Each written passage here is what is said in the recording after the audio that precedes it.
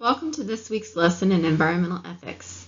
The lesson outcomes and objectives for this week are: as a result of this lesson, students will affiliate to a greater degree with earth-friendly practices.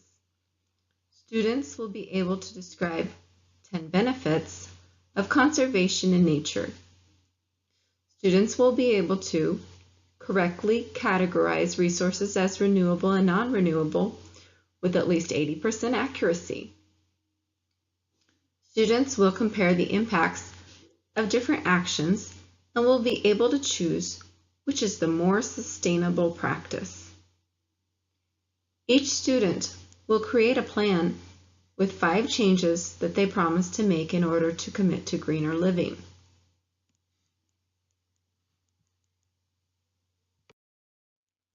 Before beginning this lesson, I would like you to complete the questionnaire, How Green Are You? Once you have completed it, send me your initial score. Your score will not affect your grade. It is only a tool that will be used to determine your earth-friendly practices prior to and after the lesson. You will receive points for this. Now, once you finish the questionnaire, continue listening to the rest of today's direct instruction. Pause this recording now to begin. Welcome back to today's lesson in environmental ethics. Thank you for completing the questionnaire and for sending me the results. The title of today's lesson is Earth's Resources, from Indifference to Making a Difference. Most of us do not think about the consequences of turning up the heat at home on a cold night, of buying a new cell phone, or getting in our car to drive to work. Probably if you're concerned about these things, it is because of their related costs. However, costs are not only monetary. There are associated environmental impacts for each of our actions too. You probably think that it is every person's right to take whatever one can pay for or take for free. The problem is that when we all take what we want, there is not enough to go around. We all have an interest in our natural resources, including the land we walk on, because we need them to live. In 1968, the ecologist Garrett Hardin wrote an article called The Tragedy of the Commons. In it, he referred to the commons as the grazing lands and forests that were not considered private property. They were enjoyed by everyone. Consider this scenario to understand the commons. The commons is made up of 10 acres of land that 8 families are sharing. Each family has put 1 milk cow on this grazing land. The grass has plenty of time to grow. Erosion isn't a problem. However, what if each family were to add 10 cows instead of 1? The grass would be overgrazed and environmental problems would result. After a while, the cows would not have enough grass to eat, and neighbors would start to get upset with one another.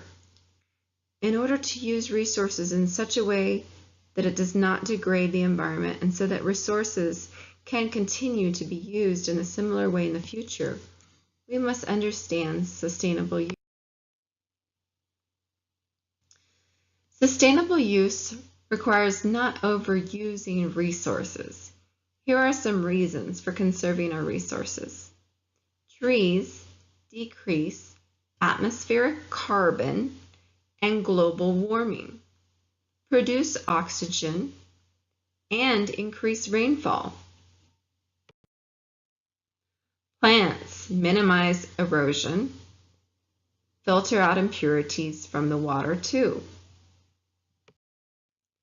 Trees are homes to millions of species.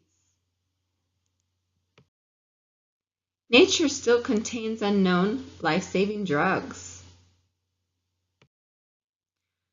Crops came from uncultivated plants that contain genes for resistance that may one day be needed. Also, eating organic fruits and vegetables is more nutritious than those raised with toxic chemicals. Eating plant products is more eco-friendly than eating meats. Clean air and water result in good health compared with polluted air and water.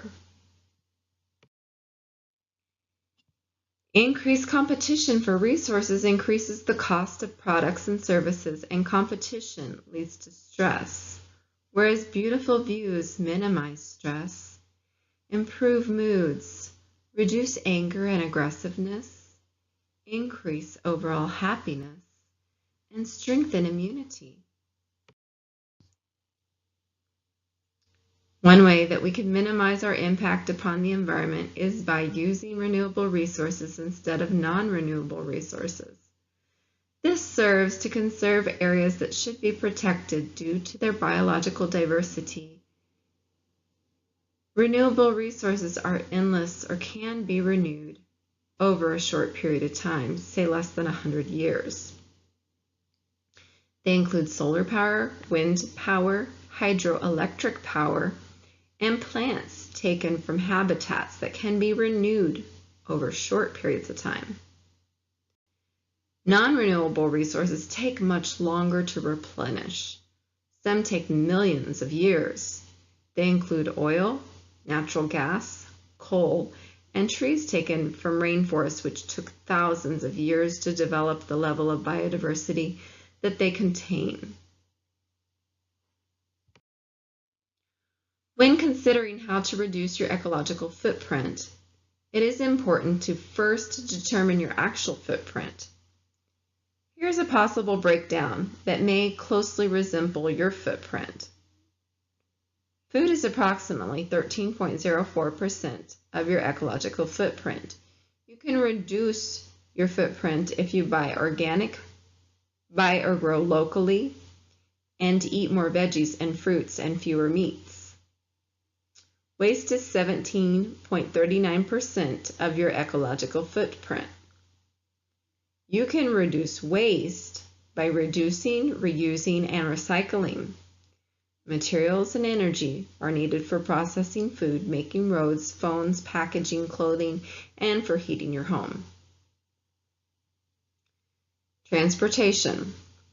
Well, fuel accounts for about 44.57% of your ecological footprint. So drive less, use cleaner fuels, live closer to work, and use public transportation. Purchasing accounts for 9.78% of your ecological footprint. Cars, houses, appliances, clothing, packaging, etc. Stop buying so much. Live more sustainably. Even a plastic bag takes raw materials and energy to make. Home energy and materials make up 15.22% of your ecological footprint. Live in a smaller home.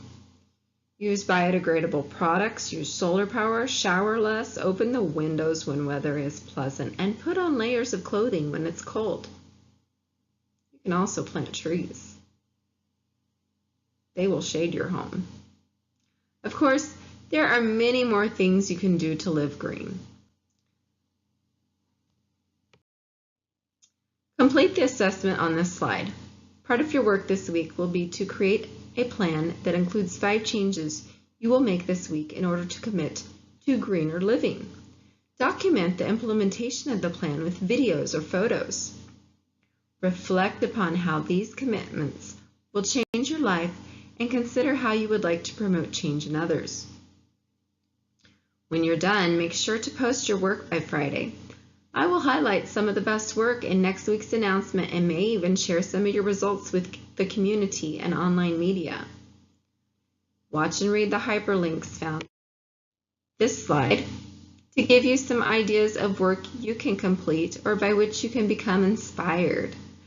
Write a reflection for each hyperlink and post it to the discussion board by Wednesday. Respond to at least 2 of your classmates' reflections by Friday. Finally, after completing all these activities, complete the questionnaire. How green are you again? And once you've completed it, send me your final score. Your score will not affect your grade. It is only a tool that will be used to to determine your earth-friendly practices upon completing the lesson. Live long and prosper sustainably.